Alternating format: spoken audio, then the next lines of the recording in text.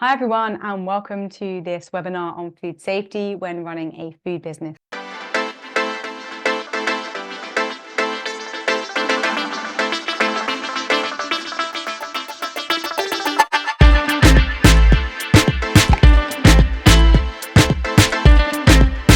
Further, I just wanted to say that I literally didn't sleep last night because I was so nervous about today.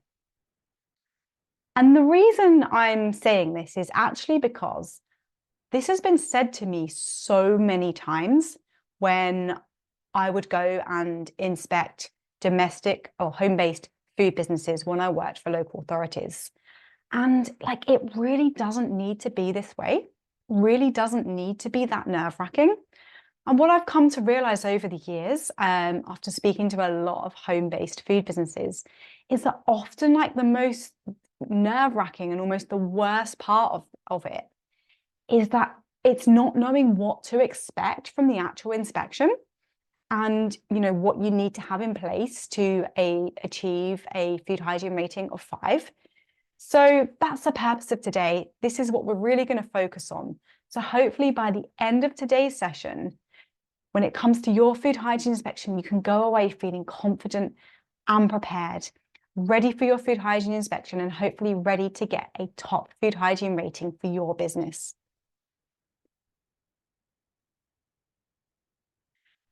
So in a minute, we're going to go on a food hygiene inspection. It's a mock food hygiene inspection, but it'll give you an overview of really what to expect from the process. Before we do, I just wanted to introduce myself because you're probably thinking, but Natalie, who are you to talk to us about a food hygiene inspection and how the process works? So I am a chartered environmental health officer. I've worked for various local authorities for over 11 years. I've also worked for clients in the private sector, both big and small. And now I'm also a very small business owner myself. So I actually left my career in local government back in 2022 to go out on my own and launch my own business. So my business now provides online video-based food hygiene training for food businesses. But I'm not going to go into that too much now because the focus today is really helping you guys. So let's dive into the session. So the way I like to teach this session, I like to look at the before, the during, and the after. So we're going to focus on these 3 key areas during the session. So first of all, before your inspection, what do you need to do before your inspection, and what can you do to get as prepared as possible for your food hygiene inspection? Then the second part is the during. So what actually happens during a food hygiene inspection? And within this part, we're actually going to look at the 3 key areas that an environment, or the 3 areas, should I say, that an environmental health officer will look at and score you on to determine your food hygiene rating. And then finally, the after part. So this is just something that I add in.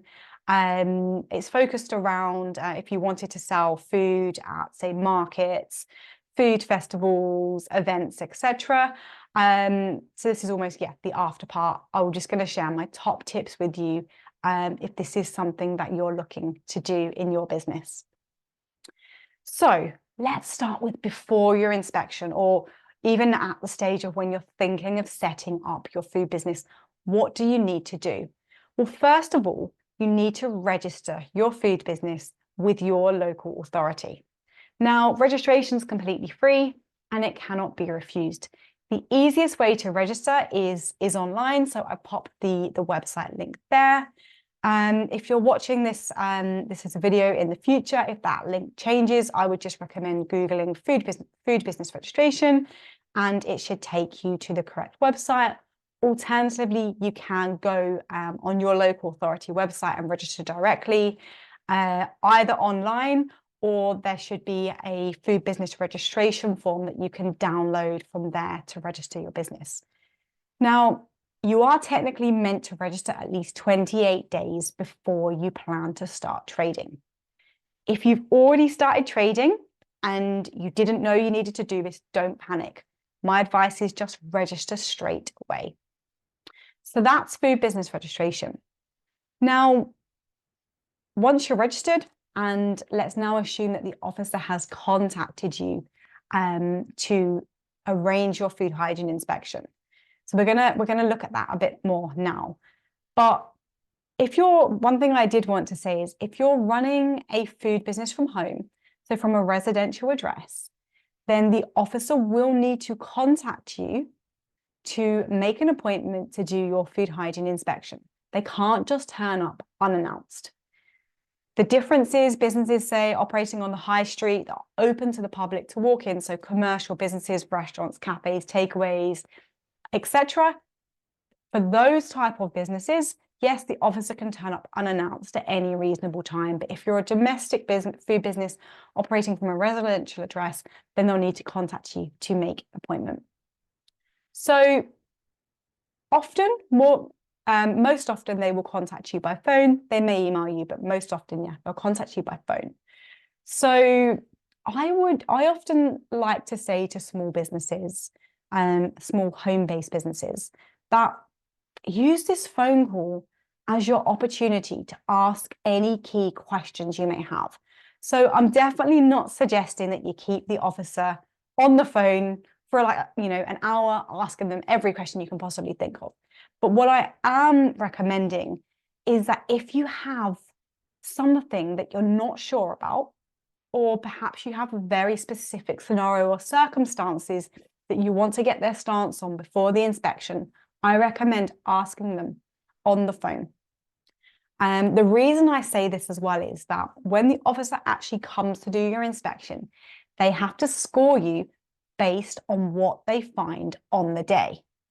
So if there's something that perhaps you need to get right before they come, then it's a good opportunity to ask the officer then, so you can have it correct and in place before they come to do your inspection. So one example could be wash hand basins. And we're going to talk about this in a little bit more detail later on. But in case you weren't aware, it is a legal requirement for any food business that's handling open food to have a separate wash hand basin. This can be a bit tricky in a domestic setting, depending on what you have in your kitchen. So that, for example, there are a couple of different options that you could look at in your home kitchen that could work. And we're going to look at some of these options later on in this session. But that could be one of the things that you want to run past the officer before your inspection, so you can make sure you're doing exactly what they want you to do in that respect. Okay, so next thing that I like to say to small home-based food businesses is that you need to know your process. And there's something that you can do to really help with this in preparation as well. So the reason I say this is if the officer, let's say an environmental officer goes to inspect a restaurant or cafe, for example, it's highly likely that when they go to do that inspection, the business is actually going to be operating and preparing food. So they can really see what that business is doing and how they're managing food safety, are they preparing food safety, etc. I'm assuming, and based on my experience of inspecting home-based businesses, you're generally not going to be preparing your food at the time of your inspection. For example, if you make cakes, you're probably not going to be making your cakes when the officer comes. So this is where you'll need to give a bit more explanation to the officer of what you do, what your process is, and how you manage food safety at each of the steps of your process. So you might be thinking, well, why do I need to know my process, Natalie? Because I already know my process. I make my products, my cakes, whatever it is that you make. I do this every day. I do this every week. But have you ever had to explain your process and what you do to someone else? And especially when maybe you're feeling a little bit nervous, a little bit under pressure. Now, if you feel that you can do this confidently, then that's absolutely brilliant. But if you're not sure that you're going to be able to when you're feeling a little bit nervous or under pressure, then I recommend, in terms of preparing for your inspection, you could actually just bullet point a list of your process from start to finish, and also sort of focusing on the key areas of the things that you do to ensure food safety at each step. And when it comes to your inspection, there's absolutely no reason why you can't have this in front of you and talk the officer through it. Because the inspection, like, it's not a memory test. So yeah, there'd be no reason why you couldn't have this in front of you. Or perhaps you feel that you don't want to actually write your process down for this reason. Then why not just practice it with a friend or a family member? Practice explaining your process to them in preparation for your inspection. I know that's something I definitely do when I'm practicing for sessions like this. I'll often make my husband listen to them a couple of times first, just so that when it comes to delivering the actual session, I'm feeling as confident as possible. So that's knowing your process. Another thing that you can do to prepare for your inspection. So let's imagine maybe it's the day before your inspection is booked, it's the day before, or it's the evening before. I recommend using this checklist to make sure you've got all of the key things ready. So maybe pop them on your dining table, wherever you're planning to take the officer to when they come into your home. Have these items ready and laid out. Then it saves you having to rush around when the officer's there during your inspection trying to find these things. So key things that the officer's going to want to see is your food safety system. So, for example, you might be using the Safer Food, Better Business pack. If you're thinking, I don't even know what this is yet, don't panic. We're going to cover this in more detail later on in the session. Next thing I'd recommend having available is any food safety records that you keep. For example, temperature records. You might keep separate temperature records for your fridges and freezers.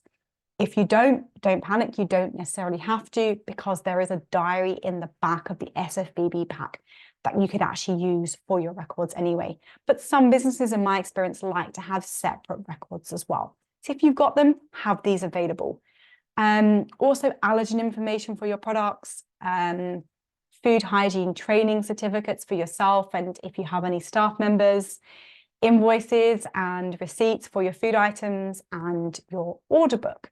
Now, I put a question mark next to numbers 5 and 6, just because the officer may not actually want to see these items, but it's a good idea to have them available and to hand in case they do want to see them. Because otherwise, if they ask to, let's say they ask to see your receipts, and you don't actually have them in an organized manner, maybe you've just got like a carrier bag full of receipts, it's going to put you under a little bit more pressure having to sort of rummage around and try and get these things together whilst the officer's there. So there's a checklist that you might find helpful.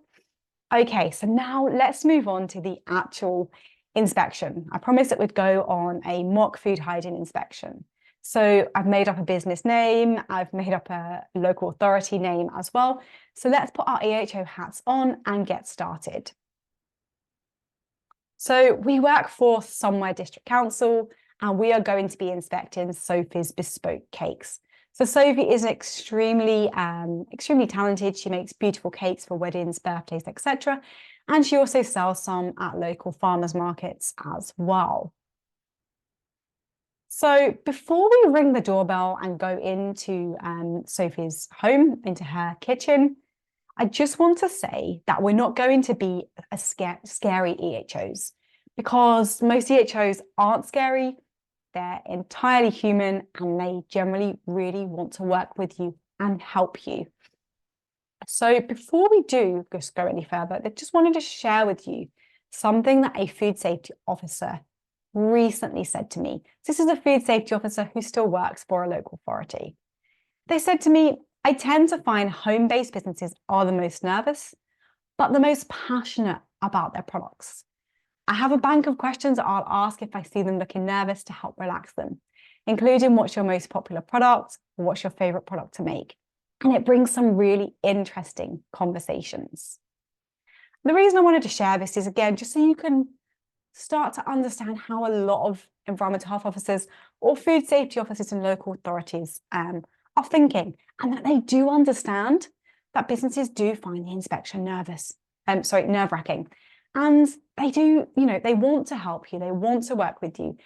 And a lot of food safety officers or EHOs are also really foodie themselves. I definitely am. Like, I have a real passion for food. So it's likely as well that they're even going to just be interested in what you're doing as well. Another reason is that quite often, officers working in local authorities, they're often dealing with the poorer performing businesses. That's where they're spending a lot of their time, working with those businesses to help raise standards. So it can break things up a bit for them. It can be like almost a breath of fresh air for them. Going to inspect, say, home-based businesses where actually the inspections can be a little bit easier, less challenging, and also working with business owners that are really passionate about what they're doing and want to get things right. You know, on other days, the officers may be seeing things like this, and even like this. So I'm definitely not suggesting that all other types of food businesses are bad and have low standards. Definitely not. But as I said, on most days, officers are actually dealing with the poorer performing businesses to help them improve and help raise their standards, and also to ensure that the public are protected as well. Okay, right. So we've rung the doorbell. We've gone into Sophie's kitchen. So these are the 3 areas then that we're going to be assessing as part of the food hygiene inspection. And these 3 areas are the same for every food hygiene inspection. These are the 3 areas that an officer will look at to and assess to determine your food hygiene rating. So the first one is food safety and hygiene procedures. The second one is structure and cleaning. And the third one is confidence in management and control procedures. So we're going to look at each of these areas in a little bit more detail. So I just actually want at this stage to mention that this is a sort of a whistle-stop mock inspection. So the things that an officer's going to look at, these are going to be the key things, but they may look at some of these things they may not look at, and other things they may look at that we aren't going to talk about, because it's also going to be guided by what you're specifically doing in your business. So this is a broad overview to hopefully help you. Okay, so to begin the inspection then, we want to ask Sophie to talk us through her process, because she's not doing any food preparation at the time of the inspection. So we need to understand a bit more about her business, what she does, her process of how she makes her cakes, and then that will enable us to, if necessary, ask any follow-up questions. So we want to understand her process from start to finish. So from when she buys or receives her ingredients and all of the subsequent steps of preparing her cakes until she provides them to her customers. That way, yeah, as I said, we can ask any other follow-up questions that we may need to. Essentially, if you can give the officer sort of as much of the relevant information that they need when you're explaining this, then potentially they're going to need to ask you less follow-up questions. Okay, now let's move on to the first element that we need to assess: food safety and hygiene procedures. So this includes us needing to look at, or the officer looking at, is the food being handled hygienically? Is it being stored, prepared, cooked, cooled down, reheated safely? Now, I appreciate in your business you may not be doing all of these things. So the officer is going to be looking at or wanting to understand more about the things that you do in your business and whether you're doing them safely. And as I said, you're probably not going to be preparing food at the time of your inspection if you're a home-based business. So this is why the officer is probably going to need to ask a few more questions, and you'll probably need to explain to the officer how you do certain things. So let's use Sophie's inspection as an example. We may want her to explain to us how she stores food for her business in her fridges, what temperature she keeps the food in her fridge stored at, how she keeps her cakes and her ingredients for her cakes separate from family food items, how she controls cross-contamination. So cross-contamination is essentially where bacteria from a raw food source, for example, raw meat, transfers onto a cooked or ready-to-eat food item. And it's very important that cross-contamination is controlled, because otherwise cross-contamination can lead to food poisoning. So that's something the officers probably going to want to understand as well. We may want to understand how Sophie cleans and disinfects her food preparation surfaces before preparing food for her business, etc. So these are some of the key things. So let's now have a look in Sophie's fridge. Let's hope it doesn't look like the one in the picture, but this gives an indication of some of the key things that the officer might be checking for. So first of all, cross-contamination. Are raw foods stored away from cooked and ready-to-eat foods? Are foods within their use-by dates? Are foods correctly labelled? Are foods separated from family food items? Is the food in the fridge operating at a safe temperature? So let's now think about separation of family food, because this is a question I get asked quite a lot. Do you need a separate fridge or freezer for the food for your business that's separate from the fridge and freezer that you use for your family food items? Now, not necessarily. If you're able to manage the way you're storing food for your business and family foods in one fridge and one freezer, and providing you've got enough space, then you can use the same fridge and the same freezer. But make sure items are separate, foods are protected from contamination, that it's clear, easy to identify which food you use for your business. So for example, when I've inspected some home-based cake making businesses, they would say have the butter that they use for their business in a container with a lid on that's clearly labeled. So that's just one example. If you prefer, you can have a separate fridge and freezer for the items that you use for your business. You just need to be able to demonstrate how you're managing this. So quick quiz then.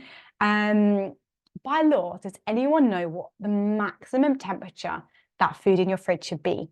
Do you think it's A, 8 degrees, B, 10 degrees, or C, 0 degrees centigrade? Feel free to let me know in the chat or in the comments. So the answer is 8 degrees maximum. So by law, food in your fridge should not go above 8 degrees centigrade. However, it's good practice to keep food in your fridge between 1 degree centigrade and 5 degrees centigrade. That then gives you a bit of leeway, let's say if you're opening and closing the fridge door, etc., that you will not creep above the 8 degrees centigrade. Now, we need to have a look at how Sophie is storing her dried goods. So we'll ask her to show us in her cupboards where she stores the dried ingredients for her business. And the key things we're going to want to check are they stored correctly? Are they covered? Are they labeled, etc.? Now, this is a question that I've been asked so many times, more times than I can count. If I run a food business from home, can I have pets? And I actually spoke with a home-based food business a couple of months ago. And the business owner, she was really, really worried because she had 2 cats. And she was worried that either she'd have to get rid of her cats to run her home-based food business, or that she wouldn't be able to run her home-based food business having cats. So she was really, really relieved when I explained that, yes, if you run a food business from home, you can have pets, but there's a couple of things that you need to do. You basically need to manage this. So you need to keep your pets outside of your kitchen and food preparations areas when you're preparing food for your business, and then make sure you clean and disinfect any food preparation surfaces and equipment before you start preparing food for your business. Okay, so that's a very quick overview of some things that an officer would look at in terms of food safety and hygiene procedures. Now let's move on to the second area, which is structure and cleaning. This is all about the cleanliness and condition of the equipment and your kitchen. In a domestic food business, so a home-based food business, the officer's only going to be looking at your kitchen and any other areas where you maybe store food, such as maybe a garage, where you may have a fridge or a freezer, for example. And maybe if you have like a cupboard that's located sort of next to your kitchen where you store some dried goods, I've come across this before. They're not going to be looking at your whole house, just these areas. Before we go any further with structure and cleaning, I want to clear one thing up. And that is that EHOs are not expecting a commercial kitchen when they go to inspect a home-based food business. They totally get that your kitchen is part of your family home, but you will need to explain to them how you keep your family and business separate. How do you basically how you manage this?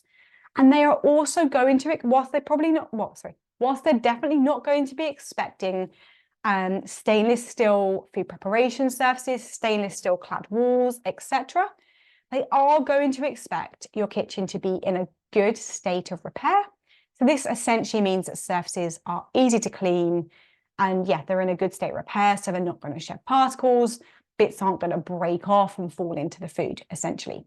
And they're also going to expect your kitchen to be clean. So I'm pleased to say that over all of the years of inspecting home-based businesses, I've never come across any looking like this or like this. So back to surface inspection.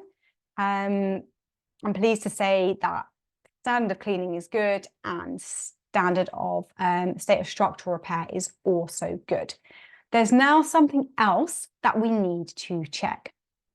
And this is Sophie's sanitizer, antibacterial spray, whatever you want to call it. Essentially, what she uses to clean and disinfect food preparation surfaces and equipment. We need to know, does her sanitizer or antibacterial spray comply with either of these British standards? So that's either BS EN 1276 or BS EN 13697. Doesn't need to comply with both, it's either or. This is the first thing we need to check. You'll often find this information on the product label, sometimes on the front, if not on the back in small writing. If you're not sure, then it's worth checking with your supplier. So there is just something I wanted to touch on, because some EHOs don't expect home bakers, home cake makers to have a sanitizer that complies with these British standards, because some would deem what you're doing to be pretty low risk. And also, like, if you're not handling raw meat and things like that, these sanitizers are more about reducing harmful bacteria down to a safe level. And yeah, so I'm not going to go into too much detail of the science behind it, but essentially some EHOs won't expect you to have a sanitizer that complies if you're running a low risk home-based like baking or cake making business, but others do. There are some discrepancies. So my advice would be to be on the safe side, just get one that does, because they're not even necessarily any more expensive than the other ones. So for example, I'm not promoting any brands here, but I know at the time of recording this session, the Waitrose own brand antibacterial spray complies. And also there's one called Astonish. It's in a blue bottle, and I've been told that they sell it in Poundsland. So, this is just highlighting that ones that comply aren't necessarily any more expensive than the others. But if you are going to get one and you want to get one that complies, do check the product label, because just because the ones I've mentioned comply now, things could change in the future. One other thing that we also want to ask Sophie is, what is the contact time for her sanitizer? So it's very important that anyone working in a food business knows the contact time for their sanitizer or the antibacterial spray, because the contact time is essentially from when you spray that product on the surface, how long does that particular product need to reduce bacteria to a safe level? And each product has a different contact time. Some will be 30 seconds, some will be 1 minute, some will be 5 minutes. I've even seen some as long as 10 minutes. If you don't follow the contact time, if you just spray the sanitizer onto the surface and wipe it off straight away, it is not going to do the job that you need it to do. So this is another question that EHOs are highly likely to ask during a food hygiene inspection. Okay, another question that I get asked a lot is, what's the deal with wash hand basins for domestic food businesses? And I promised that we would look at this in a little bit more detail. So if you're a home-based business, it's highly unlikely you're going to have a separate wash hand basin sink. So there are a couple of things to consider. If you have a double sink or a 1.5 sink, then you can designate one part of that sink, half of it, or say the 0.5 sink, you can designate that for hand washing when you're preparing food for your business and set it up with soap and paper towels. That's fine. But if you're like me, and in your kitchen you only have a single sink, then you might be thinking, oh, what can I do? So I'm going to share a couple of, say, workarounds for you, a couple of scenarios that could work. But before I share these, I want us to skip back to the phone call. Remember that phone call from the environmental health officer when they're contacting you to arrange your food hygiene inspection? This might be, depending on your situation, this might be one of the questions that you want to check with them. And the reason that I'm saying this is because these three potential options that I'm going to share with you, you need to make sure that your officer will accept the one that you choose. Because again, unfortunately, there is some discrepancy between what different local authorities and different officers will accept in terms of wash hand basins in domestic food businesses. So let me share this with you now, but as I'm saying, do double check with your environmental health officer. So the first option that you could use if you do not have a double sink or a 1.5 sink is to clean and disinfect your single sink between uses. So that means before and after you wash your hands and before and after you wash any equipment for your business. That's one option. The second option could be, if you're like me, if you have a utility room that's located right next to your kitchen that has a sink in it, you could use the sink in your kitchen, say for hand washing, and the sink in your utility room for washing your equipment.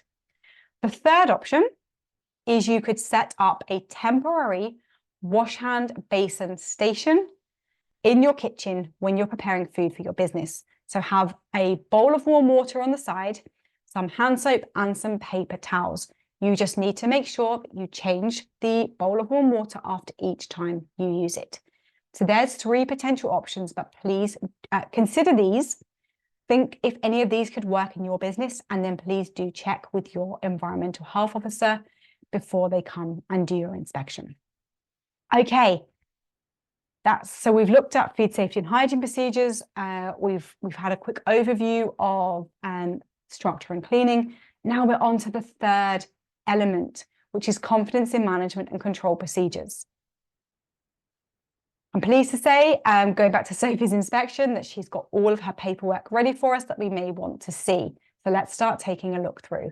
So first of all, she's got a copy of the Safer Food Better Business Pack. She's printed it off and she has filled it in. So before I share with you the key things that we need to actually look at in her pack, I just want to say that this pack, Safer Food Better Business, is a documented food safety management system. It's been created by the Food Standards Agency to help small businesses meet the legal requirement of having a documented food safety management system in place. It's completely free to download from the Food Standards Agency website, and I've popped the link on the screen for you there. You can also get a copy of the pack from eBay or Amazon. So they normally cost around £15 to £20 for a printed copy of the pack. So that's another option for you as well. So let's now look at Sophie's pack. And these are the things that we need to be checking. And these are the things really that an officer is going to be checking when they're looking through your Safer Food Better Business Pack. So first of all, have you completed all of the safe methods that are relevant to your business? Number two, are you and your staff implementing these safe methods in practice? It's no use having filled out the pack saying this is how we're going, these are our procedures for how we're going to manage food safety, but then the officer comes and actually you're either doing something different. Let's use the example of how you're storing food in your fridge. Let's say in the pack that you've said that you're controlling cross-contamination, but they look in your fridge and you've got, say, a cake that you've made for your business for one of your customers, and right next to it there is a pack of raw meat or something. That will say to the officer that you're not following your safe methods in practice. So just something to bear in mind. Officers also going to check, have you completed the other parts of the pack? So the pack also consists of safe method completion record, cleaning schedule, suppliers list, and staff training record. And then also, are you completing the diary section on each of the days that your business is operating? Now, this is a quick overview of the Safer Food Better Business Pack. If you do want more information on how to complete the pack, then I do have a blog, which is literally a step-by-step walkthrough on how to complete the pack. That's on my website. I'll drop the link to that in the comments below. And I do also have some other videos on YouTube on how to actually complete the Safer Food Better Business Pack, which you may find helpful. So some other records then that the officer may want to see could be temperature records, say for cooked food, depending on the type of food you do in your business. If you're making cakes, then you're probably not going to need cooked food records. This would be more if you're making dishes, you know, meat-based dishes, things like that. You know, actual sort of full dishes of high-risk foods. Cakes, it's very obvious to tell when a cake is cooked. You wouldn't need to probe it in most situations. But you may also have other records, say for your fridge temperatures, freezer temperatures, etc. In the going back to Sophie's inspection, she's using, for her record, she's using the diary at the back of the Safer Food Better Business Pack, and she is also writing her fridge temperatures down in that diary as well. So depending on what your business is doing, if you're a low-risk home-based, say, cake making or bakery business, probably wouldn't need any other temperature records, but you may wish to have separate fridge and freezer temperature records, but that's up to you. I can't be too specific here because I don't know your business type, but if you're doing other things, you may need some extra records. Okay, other things that you'll probably need, so allergen information for your food items. Again, it depends on what your business is doing. If you take orders over the phone, then you could provide this information verbally to your customers. That's information about allergens in your products. If you're, let's say you're selling food at farmers markets, some food festivals and things, then you may want to consider having, for example, an allergen matrix. This allergen matrix is, again, created by the Food Standards Agency. It's completely free to download from their website. If you want to find it, the easiest way is probably to put into Google FSA allergen matrix. And then you can list all of your food items or your products on the left-hand side and go through and tick off which, if any, of the 14 allergens are contained within your products or your dishes. There is a lot of information on the Food Standards Agency website to do with food allergies and intolerances, and specific information for food businesses as well, because depending on your food business, what you're doing, how you're selling your product to your customers, this could vary. So this is just a very quick sort of overview of you need to be able to provide allergen information to your customers, and this is something you may want to show to the HO. So you also will want to show to the officer your food hygiene training, so your food hygiene training certificates for you and your staff. So Sophie has got a level 2 food safety and hygiene certificate. Now, there are a lot of course providers out there. I do offer a video-based online level 2 food hygiene course. I'm not going to go into detail now, but if you do need food hygiene training, you are interested, just scan this QR code. It will take you through to my website. I'll also drop the link to my course in the description below. Okay, now we've completed Sophie's food hygiene inspection. Let's calculate her food hygiene rating. Now, I don't want us to get too bogged down with the scoring, because it is a little bit complex and you don't really need to know in detail how an environmental health officer will calculate a food hygiene rating. But there is a document that they will use. It's quite a long, detailed document. And I've just taken a couple of snippets from that document here. Essentially, the key takeaway from this is the lower your total score in the 3 areas of hygiene, structure, and confidence in management, which are the 3 areas you can see on the screen, The lower your total score for those 3 areas, the higher your food hygiene rating, essentially. Now, if you do want more information on this, then the information is available on Google. You can type in Food Law Code of Practice. It is a big document, but it does go into some of this scoring in there. And also the Food Standards Agency's brand standard on the food hygiene rating scheme. It has information on there as to how exactly the scoring is calculated.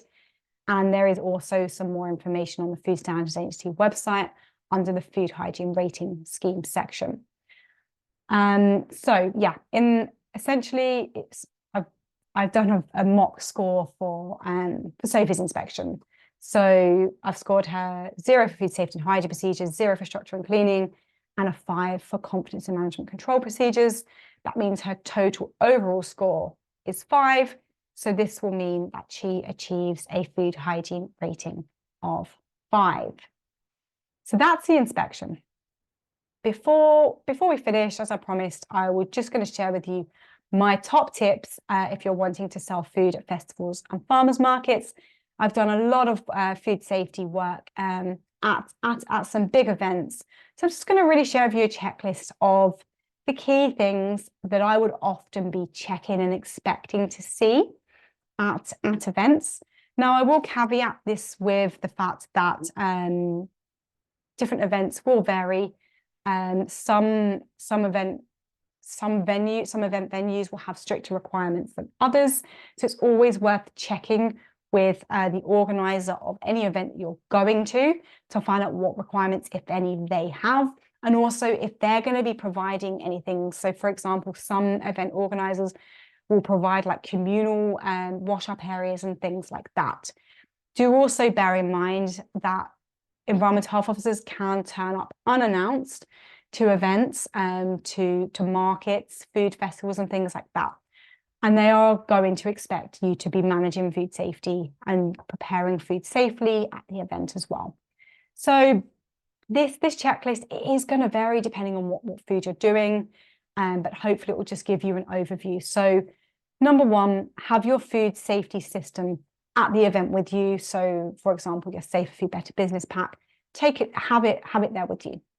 Have up-to-date records with you.